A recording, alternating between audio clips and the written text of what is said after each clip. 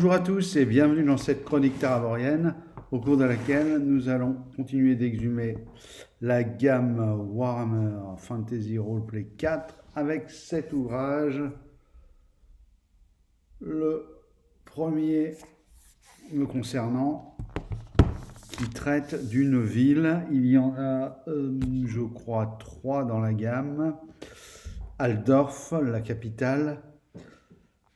Middenheim, qui est un peu la capitale au nord du pays, avec les adeptes d'Ulrich. Vous savez que les deux dieux principaux sont Sigmar et Ulrich, donc Altdorf, les impériaux, qui eux sont majoritairement des adeptes de Sigmar, et puis les hommes du Nord, qui vivent avec leurs us et coutumes un peu spécifiques, qui sont eux, pour la plupart, des adeptes d'Ulrich. Et il y a Salzemund, qui est une ville, de mémoire, j'ai un trou de mémoire pour savoir vous dire où elle est située, qui est encore une ville un peu, avec un touch un peu différent. Et je crois qu'il y a nul dans les scénarios. Si vous suivez depuis la V2, les scénarios, etc., il y a d'autres villes qui sont développées, notamment il y a Talabheim, il y a Nul, etc. Donc c'est un jeu, d'ailleurs des fois il est présenté comme étant le Warhammer de la fantaisie urbaine. Voilà, parce que c'est vrai qu'il y a beaucoup de jeux d'intrigue et d'enquête, donc c'est beaucoup dans des villes. Les villes sont très importantes aussi. Petite parenthèse, c'est pour ça que je m'étais dit que peut-être que la élite pourrait être intégrée dans les décors. Enfin, j'y réfléchis toujours. Alors, on va regarder rapidement ce que propose le bouquin. Bon, on a toujours ce superbe... Voilà, il s'agit de la version française. On a toujours le super plan. Vraiment, c'est bien. Hein. Il y a même des blasons, voilà, c'est excellent à chaque fois. Et je pense que derrière, vous avez normalement la même, mais sans les annotations. Voilà. Celle destinée aux joueurs, vous voyez, ils reprennent la même carte. Ça, c'est pas mal aussi. Hein, ça manque trop souvent, c'est-à-dire 2 cartes. Une carte légendée pour le maître de jeu et une carte beaucoup moins légendée avec juste ce qu'on... le lieu que les personnages sont censés connaître. Hein, puisque dans ce jeu, on est quand même dans de la découverte d'univers. Hein, la grande campagne, on voyage à travers tout le Reich. C'est quand même beaucoup ça qui est proposé, hein, de petit à petit entrer dans les arcanes de l'univers. Alors, si je regarde le sommaire, nous avons un premier chapitre sur Middenheim, la cité des loups blancs. Alors bon, voilà, bienvenue à Middenheim, les habitants, les activités, l'histoire, l'apogée du roi Arthur, l'âge de Sigmar, les graines de la discorde. Bon, ça c'est, comme à chaque fois, c'est du sérieux en termes de background. Allez, j'ai oublié ces premières pages là, qui sont comme dans le bouquin de base, qui sont des super invites, parce que vous avez à la fois une accroche en termes de texte et des dessins qui sont assez... Il y a du détail, on peut se replonger dedans. Il y a je pense qu'on aura l'occasion d'en reparler. Moi, quelque chose qui me plaît beaucoup dans cet univers, c'est le traitement de tout ce qui est architecture. C'est excellent. C'est excellent parce que c'est à la fois, on se demande comment ça tient debout, c'est on reconstruit sur un truc, mais on garde les mêmes fondations, etc. Et en même temps, il y a des efforts pour que ça ait quand même un minimum d'esthétisme. Quoi. Ouais, je trouve ça magnifique. Je vous montrerai l'illustre pour ceux qui ne la connaissent pas, notamment de l'écran. Elle est géniale. C'est une vue des remparts d'Aldorf, mais qui est vraiment géniale. Alors ensuite, on a le guide du visiteur. Bon, ça c'est assez classique dans leur supplément. Hein. Quand il y a un nouveau lieu, bon, guide du visiteur. Puis on a les environs, donc au-delà des murs de la cité. Puis on a un bestiaire. Puis on a ce qu'ils appellent le Grand-Duché. Les petits rois. Alors là, ce qu'on appelle les petits rois à Middenheim, c'est un peu les patrons de la pègre. Oui, Middenheim, c'est un petit côté un peu Chicago. Et puis un long chapitre sur les cultes du chaos. Et puis on en arrive aux annexes avec le Midden Ball, qui est un un ressucé de, vous savez, le jeu de figurines Blood Bowl. Voilà, c'est pas tout à fait pareil. Mais il y a les règles pour faire des matchs là, c'est plutôt un clin d'œil qu'autre chose. Voilà, après vous avez un chapitre bon, qui est plus. On aurait pu s'en dispenser dessus. Là, c'est des exemples de personnages ou pour créer des personnages de Middenheim. Et puis enfin, un chapitre là, pour le coup, l'annexe 3 est très intéressante. Pour ceux qui voudraient faire jouer la campagne de l'ennemi intérieur, c'est Middenheim et les événements futurs. Donc avec une feuille de route d'évolution de la ville, dès lors que vous lancez le tic, le compteur de la campagne. Alors, je veux pas trop en dire, parce qu'il encore une fois, ce serait tuer un peu le plaisir de jeu. Comme d'habitude, on a voilà, vous voyez, c'est sur une page, on a du PNJ, avec toujours ces crayonnets que moi je trouve excellentissimes. Vous avez là le crayonnet du PNJ, Alfric dominé, brise enclume, et là vous avez ses caractéristiques. Donc vous avez tous les personnages importants. Alors ce qui moi m'a franchement un peu comme d'habitude, hein, depuis que je me suis replongé dans ces bouquins, laissé pantois d'admiration. Alors on retrouve les fameuses chronologies, bon, qui sont, mettons-nous bien d'accord, la chronologie, c'est sûr qu'elle amène en termes de connaissances, etc., et d'épaisseur beaucoup, mais elle est un peu indigeste. Hein, c'est toujours indigeste à lire. Je pense que ça, faut se les lire un peu à tête reposée, voilà. Quand on fait jouer dans la ville et qu'on a besoin de... Alors on a la cité aujourd'hui, et on a les dirigeants de la cité. Et là, on est gâté avec le graphe déjà, enfin c'est la famille Todd Bringer, moi je pense qu'on fait à l'allemande, hein, et qu'on dit le graphe, donc Boris Todd Bringer, qui règne sur Middenheim d'une poigne de fer, de ce qu'on comprend. Et puis il y a le baron Stéphane, la princesse Katrina et le baron Heinrich. Et bon, quand vous lisez, vous comprenez qu'il y a un peu des rivalités. Derrière, on a toute une liste de courtisans. Et voilà, c'est là qu'on voit un peu ce qui va être proposé en fait dans le jeu. Et pour l'instant, de ce que j'ai lu des scénarios et du début de la campagne de l'ennemi intérieur, c'est tout à fait ça. C'est de l'intrigue, du jeu sur du PNJ, du jeu où les combats étant tellement mortels que oui, il en faut, parce que c'est amusant, mais où le principal va être sur l'atmosphère et sur le roleplay et sur les intrigues en fait. Donc Vieran Tugana, moi je ne vais pas tous les faire, hein, Ralan Lafarelle, Joseph Sparsa, Mildegard de Silverlich, il y a des hommes, des femmes qui peuvent être dames de la cour, médecins de la cour, chefs de cuisine, voilà. Et vous avez après, un petit peu, on vous explique les relations, hein, parce que dans tous ces jeux-là, ce qui est important du coup, c'est les relations avec la famille régnante sur la ville, les Todbringer, et ces gens de la cour, ou ces notables importants de la cité. Ensuite, on vous parle des dynasties marchandes. Voilà, le culte d'Ulrich avec sa hiérarchie. Et puis on a aussi la spécificité du lieu est vraiment pas mal. Je vais vous la montrer celle-ci. C'est vraiment chouette. Voilà, les chevaliers.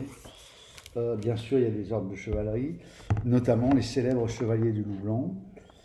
Il y a également la garde teutogène. Alors, les chevaliers du Loup Blanc, donc c'est des traditions de chevaliers qui en fait sont là pour protéger l'homme d'église, hein, Arulric. Voilà. Et vous avez la garde teutogène qui choisissemment parmi les guerriers des Loups Blancs. Et en fait, c'est les gardes personnels d'Arulric, c'est une espèce de section d'élite. Voilà, vous avez la confrérie de la hache. On avait déjà eu l'occasion de les voir, ces chevaliers-là, dans le Happy Arms, qui les détaille en termes de caractéristiques, compétences. Là, vous n'avez pas du tout ça. Vous avez, vous voyez, ils sont détaillés en termes de background et de lore. Hein. Et c'est intéressant d'avoir les deux. Parce que bien sûr, il faut les deux pour en faire quelque chose.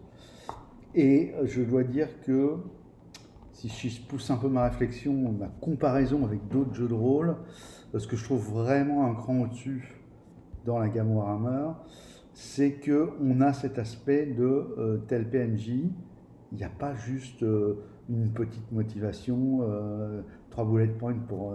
voilà, il est maigre, riche et envieux et colérique, voilà. Et puis vas-y, débrouille-toi.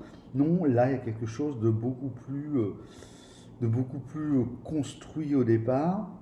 Et j'étais un peu mitigé de me dire que c'était comme ça. Mais en fait, ça va parce que vous pouvez vous en emparer.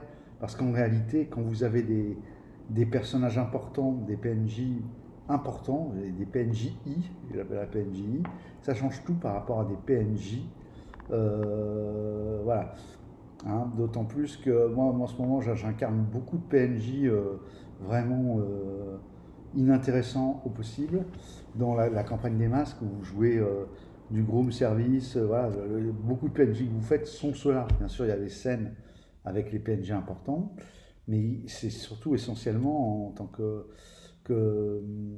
maître de jeu, vous incarnez très souvent, si vous laissez l'initiative aux joueurs, du PNJ, voilà, non seulement du commun des mortels parce que c'est dans notre univers, mais du PNJ qui est même pas brossé.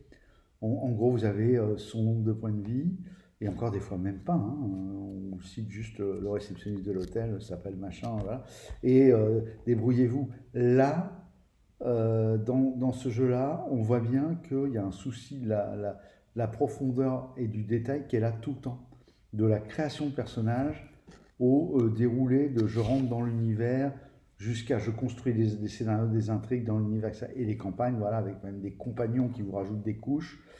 Alors, ça, moi je trouve que ça a beaucoup de mérite, mais encore une fois, je pense que ça convient pas à...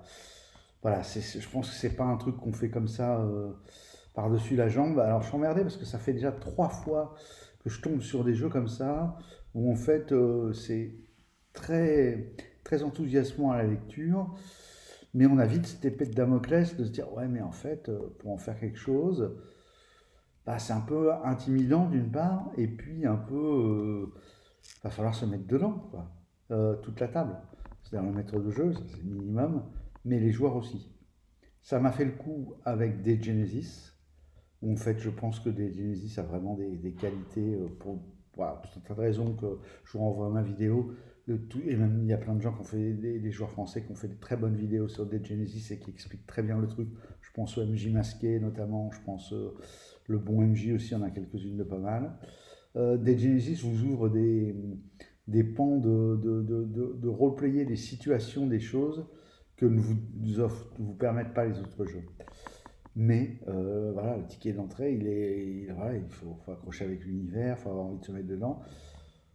RuneQuest, Gloranta, bon, au-delà du fait que c'est, je pense, encore un poil plus crunch que celui-ci, que Warhammer, même si les deux sont au descend. RuneQuest, Gloranta, vous avez un ticket d'entrée pour Gloranta. Évidemment que le monde est tellement génial qu'on peut y faire jouer des choses qu'on jouera nulle part ailleurs, mais le ticket d'entrée est très haut. Et ben voilà, pour ceux qui me connaissent, c'est que je suis toujours j'essaie d'avoir une réflexion, pas déjà à titre personnel, hein, sur ma pratique et sur le jeu de rôle en général. Et je dois dire que je constate que pour moi, voilà, il y a vraiment 2 écoles. Il y a les jeux vraiment où on est dans du light, où on est dans du light. Ça va être light aussi bien en termes d'enjeux pour les PNJ que de type d'histoire que vous pouvez raconter ou la façon dont vous allez les raconter. Je pense à un jeu qui est très bien et qui peut convenir, qui est même excellent. Je pense à Sombre. Vous prenez un jeu comme Sombre, il a d'immenses qualités, mais il fait partie de ces jeux où voilà, il est très bon pour jouer un type de truc, à savoir les scènes de films d'horreur. Voilà, je crois qu'il y a des petits tracks pour faire en campagne parce qu'il y a 8 ou 9 suppléments. Mais vous voyez, il est pensé pour ça et le jeu il fait ça. Et il le fait très bien. Et puis vous prenez les jeux comme RuneQuest ou Warhammer, et là vous voyez bien que le propos il n'est pas là. Le propos il n'est pas là. Et alors c'est des jeux qui sont un peu exigeants. Et je pense que on a tous des fluctuations dans nos envies de jeu et dans nos préférences. Je pense que quand même définitivement, je je pense être plus proche de l'amateur de jeu un peu complexe. D'ailleurs, je suivais une chaîne, je retrouve plus. Dites-moi si vous retrouvez ce gars qui s'appelait Complex Games Apologist. Il avait un YouTube et des très bonnes vidéos où justement il prenait beaucoup de jeux un peu crunchy et il en parlait intelligemment. C'était en américain, je crois. Mais c'était très intéressant. Si vous le retrouvez, je veux bien une piste. J'ai tapé dans YouTube, il n'y a plus son compte a sauté, je ne sais pas. Ça m'étonnerait vu comment il était impliqué, qu'il est complètement arrêté de discourir sur le jeu de rôle. J'espère qu'il ne lui est rien arrivé de fâcheux. Mais en tout cas, il était très bien. Et voilà. Et du coup, je pense que oui. Je pense que j'ai une appétence pour les jeux un peu crunchy. Je poursuis. Le corps législatif de Middenheim, on vous explique un peu comment fonctionne la cité. Les Bürgerliche Kommissionen, qui sont en fait des commissions publiques qui permettent de prendre certaines décisions, avec des délégués des commissions. Alors là, vous voyez tout de suite rien que ça. Je ne vous en dis pas plus parce que je ne veux pas trop déflorer, mais vous voyez que tout est fait dans cette ville pour qu'il y ait possibilité de tisser et de jouer et de mettre en scène des intrigues. Voilà. Et ça, dans les autres villes Medfan, les intrigues vont être très souvent uniquement dans la possibilité d'un scénario. Je ne sais pas trop comment exprimer ça. Mais vous allez avoir une intrigue parce que le scénario est un scénario d'intrigue ou d'enquête. Là, même dans la présentation générale de la ville, si vous ne prenez pas de scénario, il y a déjà des pistes d'intrigue avec des PNJ où il y a beaucoup de choses déjà d'assembler, vous voyez, l'espèce de kit qui déjà fonctionnerait presque par lui-même. Du coup, le scénario, là, cette ville, elle va servir pour la campagne, en fait. Parce que les joueurs de la ligne intérieure, ils y vont dans cette ville. Donc, en fait, c'est un peu comme un compagnon supplémentaire de la campagne. Après, donc, le guide du visiteur, je passe un peu parce que sinon, ça va durer des heures, cette vidéo.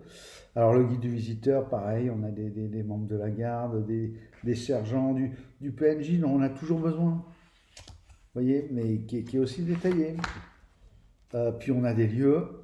Alors ça va de la taverne à la salle de spectacle, l'association des fermiers du Middenland, le temple de Heinrich, la maison bretonnienne, la fosse aux appâts, la résidence de Gotthard de Wallenstein, les diligences, voilà. Ça, vous en avez pas loin de 30 ou 40 pages. Je passe ce qu'ils appellent le guide du visiteur, qui nous amène à la page 79. 83, voilà, et encore, oui. Et ça continue avec des PNJ, en rapport avec des lieux, toujours les idées de départ de scénario, vous savez, avec les petites accroches avec les hameçons, là, le truc, voilà. Ou effectivement, rien qu'avec la ville et puis ces petites accroches, vous pouvez faire jouer. Voilà, au-delà des murs, donc c'est les environs. Là, c'est beaucoup plus... entre guillemets pour les Rangers, on est sur les environs, mais il y a encore du lore, je ne peux pas trop vous dire. Voilà, il y a encore des choses, c'est pas juste une ville. Oui, voilà. Et puis très très bon aussi, le bestiaire. Voilà, je ne vais même pas vous dire les noms, il y a des choses très intéressantes. Il n'est pas très grand, il est très spécifique. Et c'est aussi pas mal, plutôt que les jeux de la vieille qui ont été habitués au Monster Manual, qui a ses qualités aussi, le gros catalogue de monstres, de procéder comme ça. Bon, il y a le zoo, où il y a quelques monstres principaux. Et puis après, c'est soit des suppléments comme celui sur les peaux vertes, qui va vraiment se spécialiser sur orques, gobelins, gnolls, etc. Soit dans des lieux où on va vous dire, bah oui, là, comme on est au nord, c'est pas le même climat, donc c'est pas déconnant qu'il y ait des bêtes spécifiques. Et puis en plus, par rapport au lore, il y a aussi d'autres choses, voilà. On a le Grand-Duché. Alors, plusieurs petits duchés et baronnies constituent le Grand-Duché de Middenheim, les terres qui entourent le Fauschlag. Ce territoire n'est pas particulièrement riche, bien que 3 routes importantes proposent d'excellentes opportunités pour le commerce et les voies fluviales étroites, issues des marais du Grand-Duché, qui offrent un accès au réseau des grandes rivières de l'Empire. Middenheim est une cité-État, mais le territoire du graf Boris ne se limite pas au Fauschland, pardon, excusez mon accent. Le graf de Middenheim gère les affaires internes de la cité ainsi que du duché, mais dans son ensemble, ainsi que les affaires de la province voisine du Nordland. Le grand-duché de Middenheim est dirigé par le graf de manière directe ou en coopération avec des propriétaires terriens de l'aristocratie étroitement alignés. Alors, petite précision, il y a aussi ce truc politique qui est très intéressant pour ceux qui ne connaissent pas l'histoire des comtes électeurs. Donc, il y a des duchés, des provinces qui réunissent plusieurs terres et qui toutes sont sous le joug qui peut être pour leur bonheur, hein, d'ailleurs. Je dis le joug, c'est un peu négatif, mais sous la garde, on va dire, voilà, le protecteur d'un comte électeur. Et les comtes électeurs, en fait, c'est les gens qui vont nommer l'empereur quand l'empereur décède. Et ils le nomment parmi un des comtes électeurs. Donc vous imaginez déjà, rien que cette petite mise en place politique, elle vous dit déjà que vous allez jouer de l'intrigue. Vous allez forcément jouer de l'intrigue. Puisque tout l'empire est divisé d'une façon où, évidemment, s'il y a des luttes de pouvoir, c'est intrinsèque en fait. Donc vous avez les baronnies là, qui sont données avec, encore une fois, il y a vous voyez, en termes d'immersion, il y a des efforts, il y a des blasons, il y a des choses, un niveau d'épaisseur qu'on a dans peu de jeux. Alors le prix à payer, c'est que oui, la gamme, voilà, hein, pour avoir toute la gamme, c'est une petite somme quand même. Et puis, il faut passer du temps. Vous avez le chapitre sur les petits rois, donc les petits rois qui sont un peu les barons de la pègre. Voilà, les cultes du chaos, Slanesh, les mangeurs de monde, les porteurs de sang. Voilà, les PNJ qui vont avec. Le Midden Ball, le fameux jeu. Je vais vous montrer ça, voilà, qui reprend un peu. Voilà. Qui reprend les règles de Blood Bowl, qui était déjà un jeu humoristique avec un peu de stratégie là. En fait, c'est des gobelins et des monstres qui font une partie de football américain. Les joueurs libres, la défense, donc vous avez les règles. La création de personnages, moi, à partir de là, je trouve ça un peu moins bien. Je pense que même si vous voulez faire un Middenheimer, vous pouvez... Alors, ce qui est pas mal, c'est qu'il y en a déjà créé, clé en main. Ça, si vous voulez faire jouer, il y en a 3 ou 4 ou 5 même. Et ça, si vous voulez faire jouer rapidement une aventure.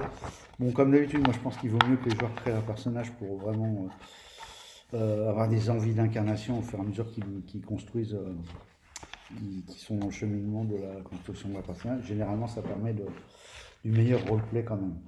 L'annexe 3, Middenheim et les événements futurs. Donc là, c'est un total spoiler, donc je ne vous dis pas. Donc voilà. Donc pour conclure, qu'est-ce que je vais dire de ce bouquin? C'est encore, j'ai envie de dire, encore un coup de maître, hein. Moi je m'en lasse pas, c'est le 7-8e là que je me fane. C'est vraiment très bon. C'est vraiment très bon. C'est vraiment très bien écrit. C'est vraiment enthousiasmant. Ça donne envie de jouer. Je me rends compte que même si certains, je les lis un peu rapidement, en me disant je vais y revenir derrière quand j'aurai vraiment besoin de ce truc-là, cette façon de brosser un tableau comme ça en multi-supplément me semble mieux me convenir en tout cas que les gros atlas comme proposaient certains jeux. Je pense à L5R, je pense à Dragon.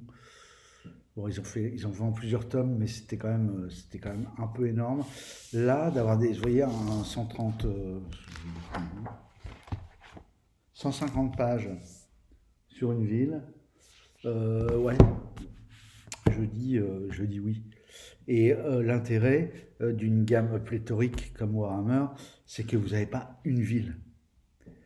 Vous en avez d'ores et déjà 3. Plus, il y en a certaines qui sont développées dans les aventures. Donc vous voyez un peu, hein, il y a un supplément qui est déjà annoncé pour Marienburg, qui est un peu une ville où il y a beaucoup de une grosse cité marchande. C'est une cité libre aussi, je crois de mémoire, Marienburg, et il y a surtout beaucoup de bateaux, un port énorme, c'est une cité voilà, ça donne sur la mer de Griffe. hein, j'en ai un peu parlé dans le supplément sur la mer de Griffe. Donc vous voyez, ils ont une façon de faire leur supplément et de construire le truc qui est très très bonne, qui est, alors ça, c'est un type, hein, c'est pas unique. Il y a façon et façon de faire, mais là, franchement, moi, je reste, voilà, vivement que j'attaque le suivant pour continuer à découvrir cet univers. Un petit retour, j'ai eu l'occasion hein, donc de faire un petit one shot avec 4 joueurs. Alors c'était vraiment une partie vraiment pour se mettre dans le bain, on avait un petit peu simplifié les combats, on jouait pas avec la longueur des armes par exemple, etc. Bon, c'est crunch, hein. Bon, je m'en doutais déjà en voyant le jeu. C'est un jeu qui va s'adresser à des joueurs qui aiment bien la tactique et qui aiment bien un peu mettre les mains dans le cambouis et que ça intéresse tout simplement de réfléchir à leur move un peu avant, en amont.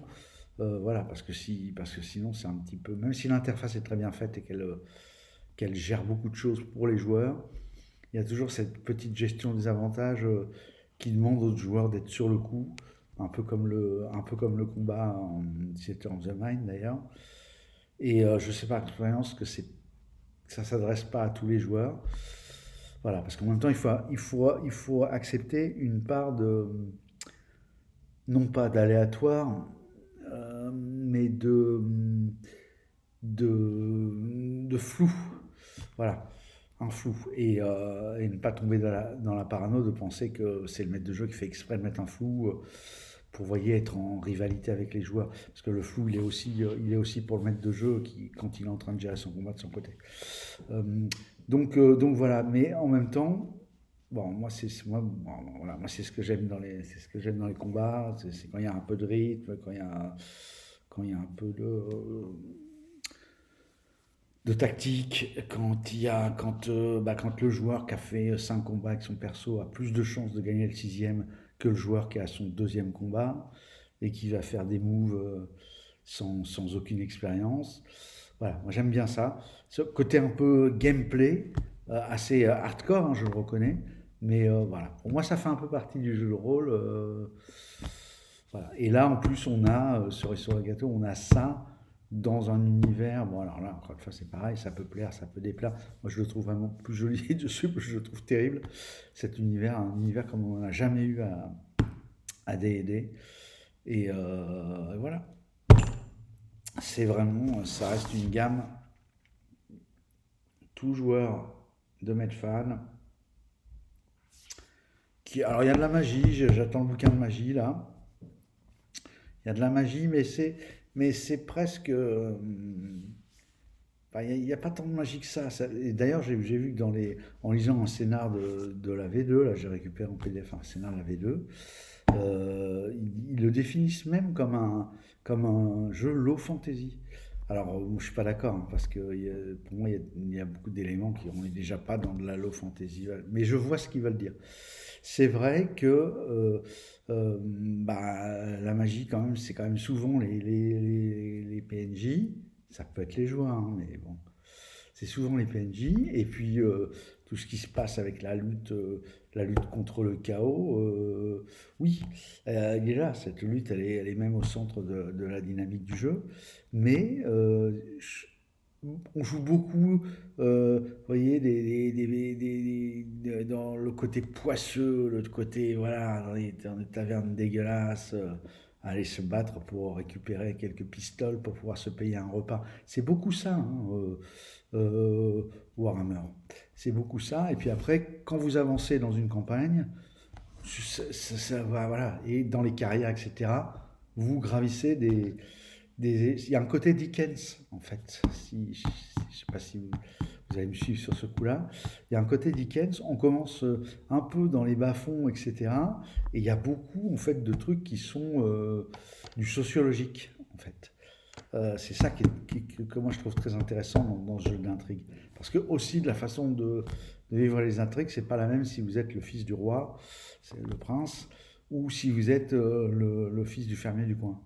qui doit faire ses preuves pour se faire accepter dans certains milieux de la société. Donc ça aussi, en termes de roleplay, moi je trouve que c'est très porteur, très, entre guillemets, enfin vous m'aurez compris, ça rajoute une couche supplémentaire à juste le côté mécanique du crunch des règles. Voilà, j'espère que cette vidéo vous a plu. Si vous avez aimé, n'hésitez pas à liker, partager, vous abonner pour n'en rater aucune. Et moi, je vous dis à bientôt. Au revoir.